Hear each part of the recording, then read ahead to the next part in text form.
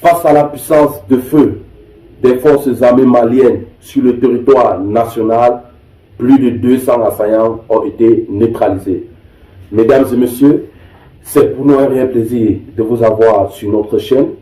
Si vous voulez faire partie désormais de notre communauté, abonnez-vous, activez la cloche de notification, car ici, vous aurez des informations en temps réel. Notre ligne éditoriale est simple: apporter notre soutien à l'endroit des forces armées maliennes, des forces de défense et de sécurité, des VDP, bref, des pays membres de l'AES. Alors, si vous épousez notre ligne éditoriale, abonnez-vous, ça serait votre façon à vous de nous apporter un verre d'eau.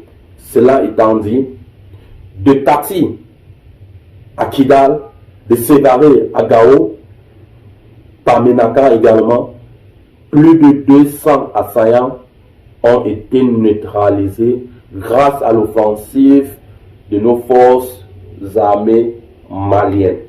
Une réponse aux attaques barbares menées par ces lâches le 25 avril 2025.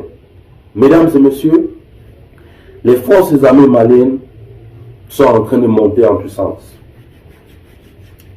Ils sont en train de rendre la tâche difficile à ces malfrats.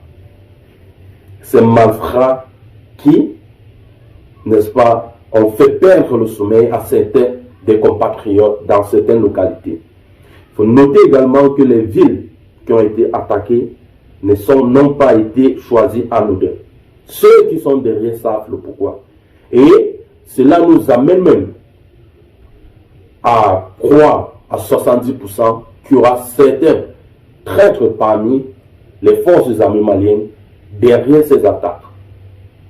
Figurez-vous, ces 4 attaques ont été menées plus ou moins au même moment. Et les villes choisies sont des villes clés du Mali. Nous connaissons l'histoire qui se cache derrière Kidal. Nous connaissons l'histoire qui se cache derrière Gao. Gao est pratiquement l'un des socles économiques du Mali. Donc, ceux qui sont derrière savent. Et ceux qui sont derrière également savent que le décès du général Sadio Kamara, n'est-ce pas, a été un poids lourd pour assigner le président Assimi Goïta. Mais figurez-vous, lors d'une guerre, pour la bataille pour la paix, il y aura toujours des décès. Nous avons observé au Burkina Faso la mort de Thomas Sankara, qui a été l'un des pionniers de la lutte pour la souveraineté du pays. Revenons au cas du Mali. L'armée, dans sa mission de reconquête du territoire, a rendu la tâche difficile à ces terroristes. Plus de 200 assaillants. Plus leurs bases ont été détruites, matériel détruit, n'est-ce pas? Et plus de 200 assaillants neutralisés. Quand on dit plus, c'est-à-dire que le plus petit, c'est 200. Imaginez. Nous pensons également que cela doit amener la population à être vigilante et passer l'information lorsque vous vous rendez compte que l'ennemi est là. Si vous avez la possibilité de passer l'information rapidement aux forces armées maliennes pour l'intervention, ça serait judicieux. Parce que il faut noter que ces forces armées maliennes sont sur le territoire pour sécuriser non seulement les biens et services, mais le territoire tout entier. Et quand on parle du territoire tout entier, on y inclut le peuple.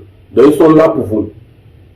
Vous devez faire également l'effort que lorsque il y a une information susceptible, n'est-ce pas, de faire avancer les choses, il faut les relayer. Nous observons d'ailleurs ces derniers jours les opérations de ratissage, les opérations, n'est-ce pas, entre les forces armées maliennes et les corps russes avec la population.